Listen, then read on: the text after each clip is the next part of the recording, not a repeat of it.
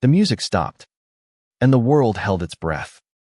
I stood at the edge of the dance floor, champagne flute forgotten in my hand, watching a boy crumble under the weight of his own heart.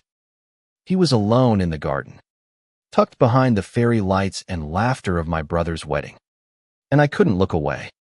I'd sworn off love years ago, after too many nights spent piecing myself back together after Ethan, who promised forever and left me with nothing but a half-empty apartment and a playlist of songs I couldn't bear to hear again. I'd built walls no one could climb.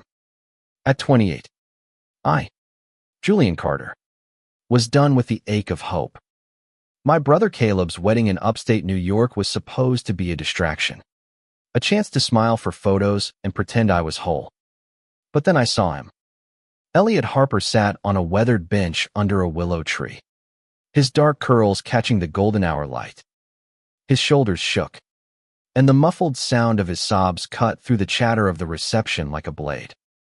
He was beautiful in a way that hurt to look at. Harp cheekbones, eyes like a storm at sea, and a vulnerability that made my chest tighten.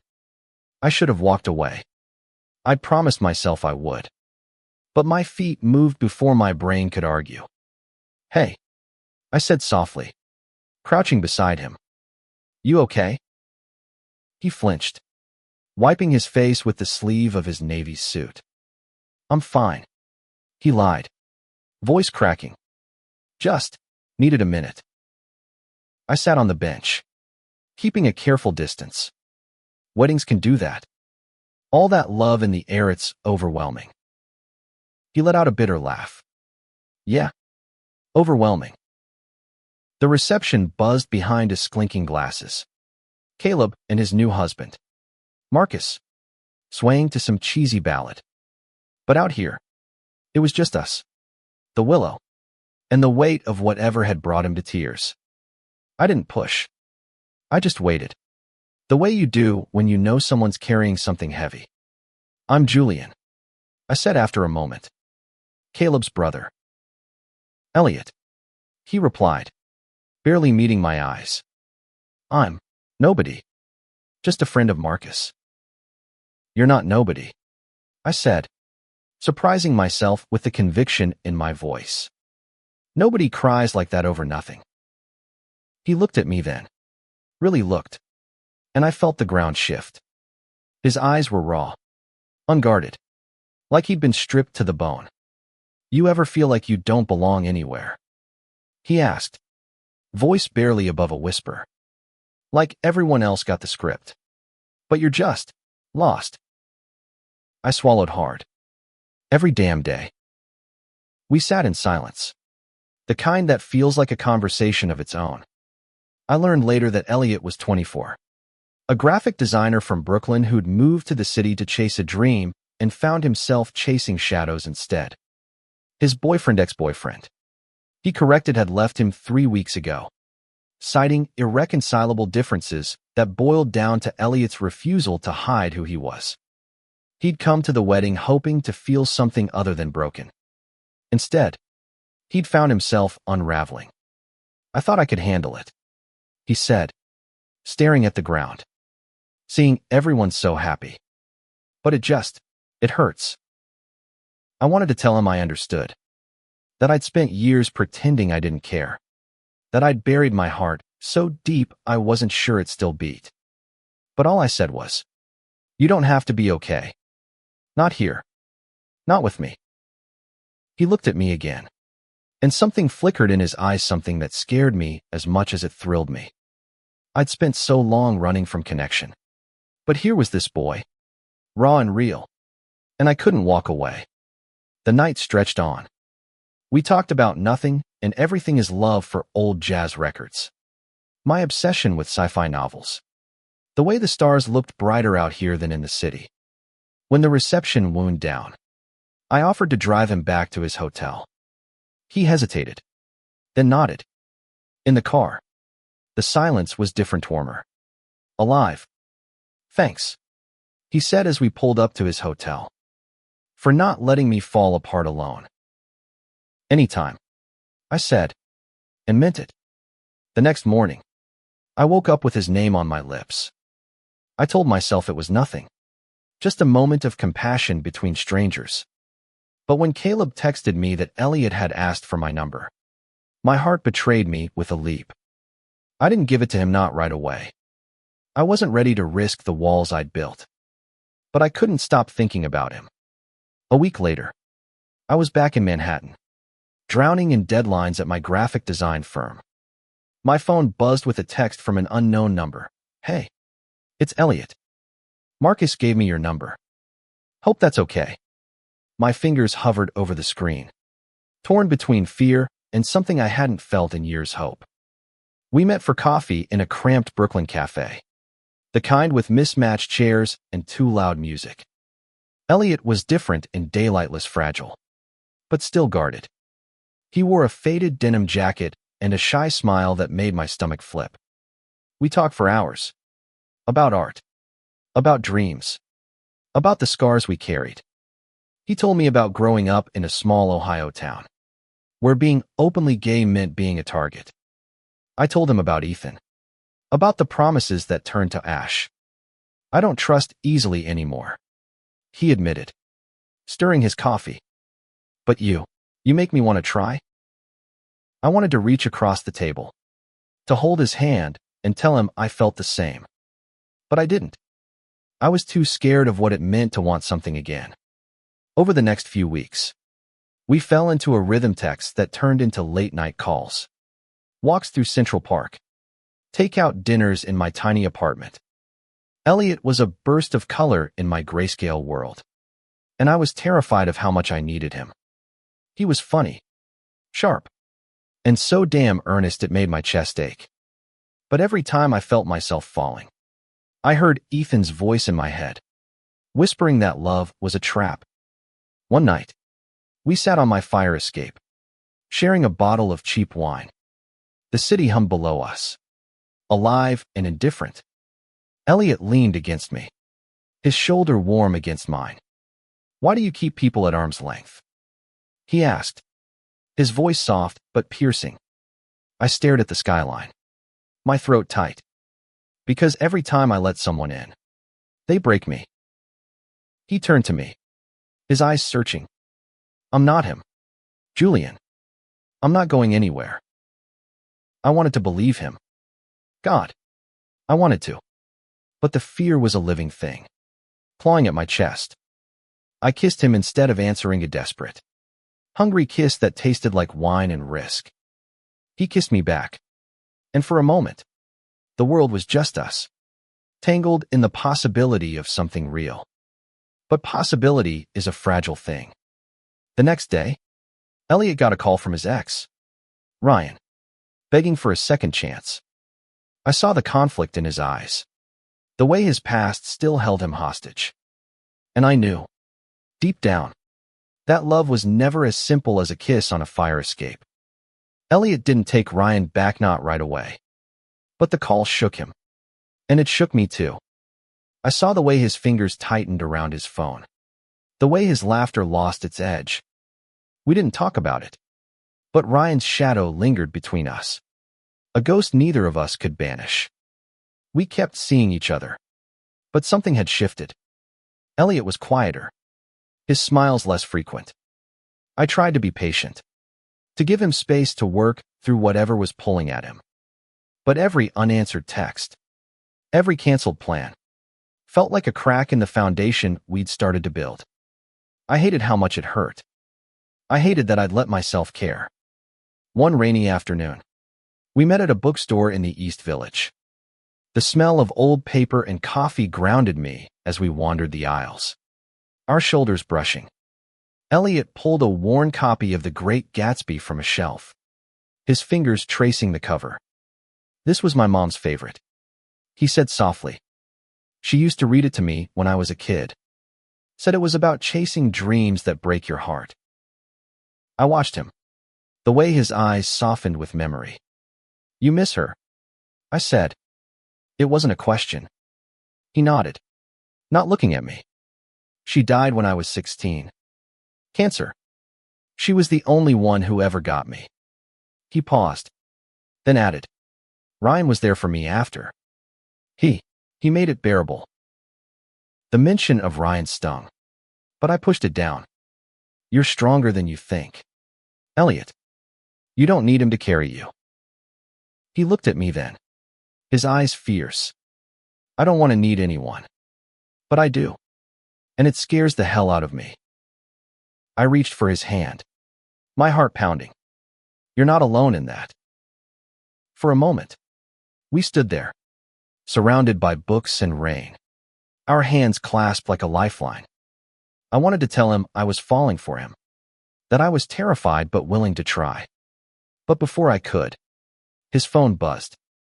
He glanced at it, and his face fell. It's Ryan, he said, voice flat.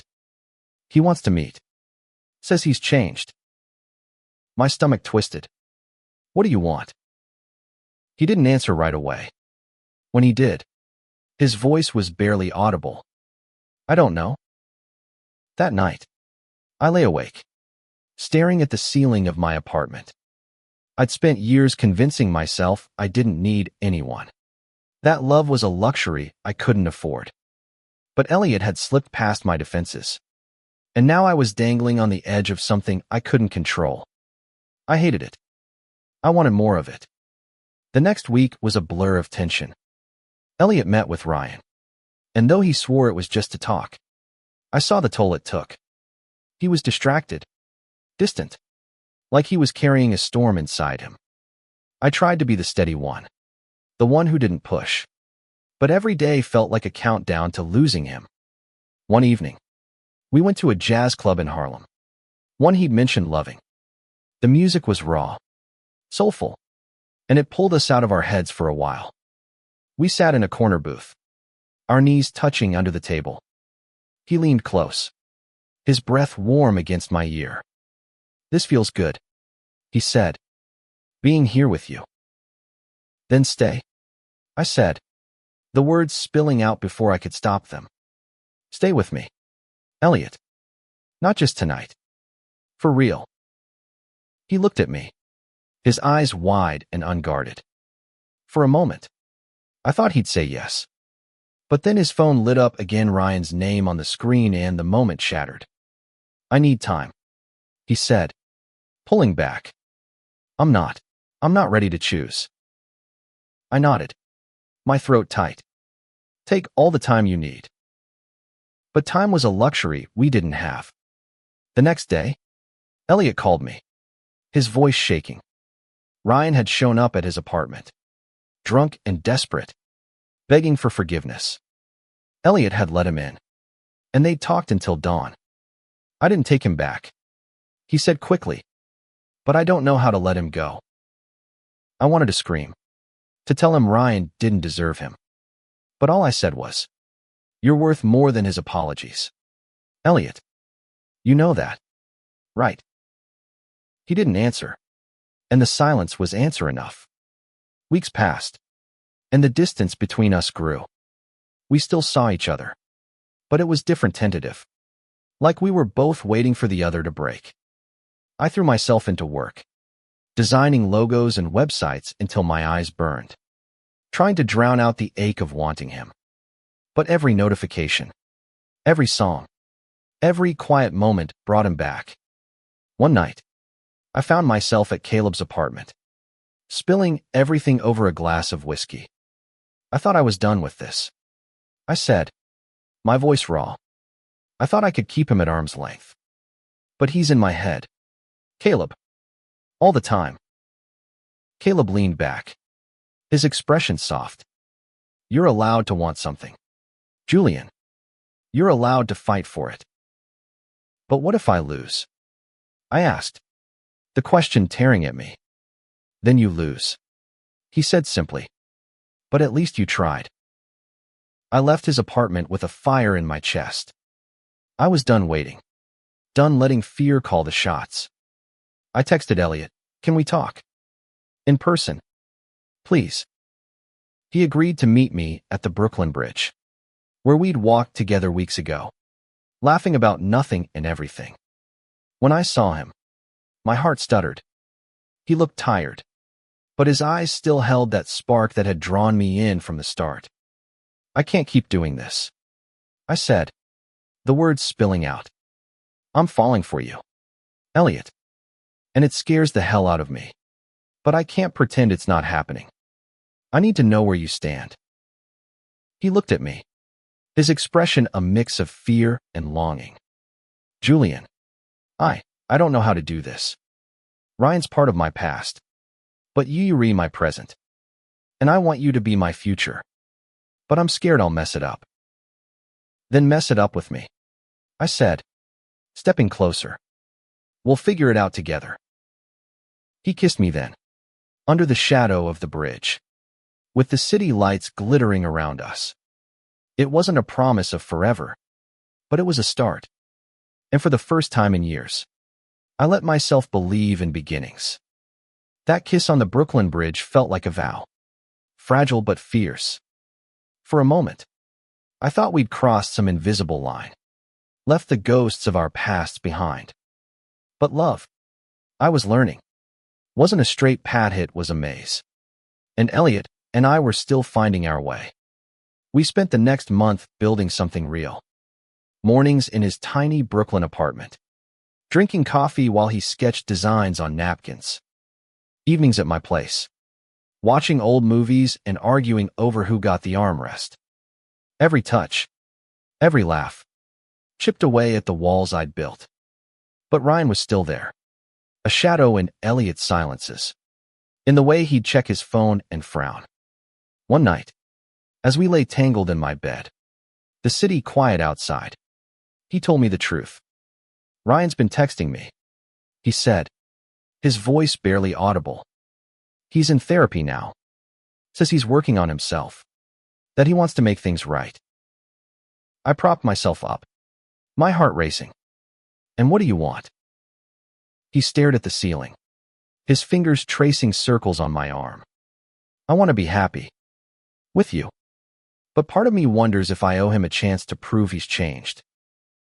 You don't owe him anything, I said, sharper than I meant. You owe yourself.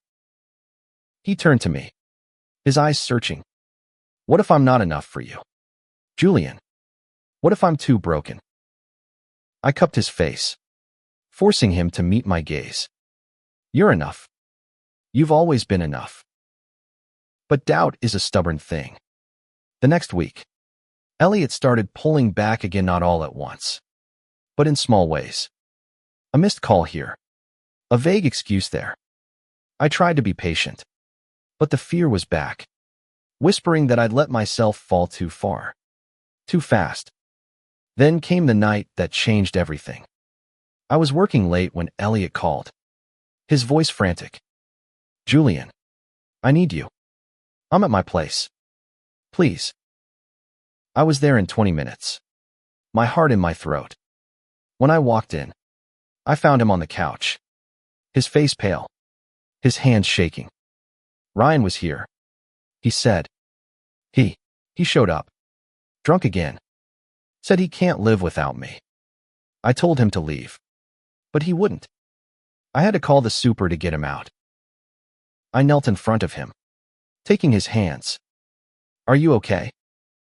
He shook his head, tears spilling over. I thought I could handle it. I thought I was over him. But he keeps pulling me back. Julian, I don't know how to make it stop. I pulled him into my arms, holding him as he broke. You don't have to do this alone, I said. I'm here. I'm not going anywhere. That night, we talked until the sky turned gray. He told me about the years with Ryan, the good moments that had hooked him, the bad ones that had scarred him. I told him about my own fears, about how Ethan's betrayal had made me believe I wasn't worth loving. We laid our broken pieces bare, and somehow, it made us stronger. The next morning, Elliot blocked Ryan's number. It wasn't a grand gesture, just a quiet decision made over coffee and toast. But it felt like a turning point. I choose you, he said, his voice steady. I'm done looking back. For the first time, I believed him. We started rebuilding, piece by piece. We took a weekend trip to the Catskills, where we hiked trails and kissed under starlit skies. We cooked terrible dinners together, laughing when the pasta boiled over.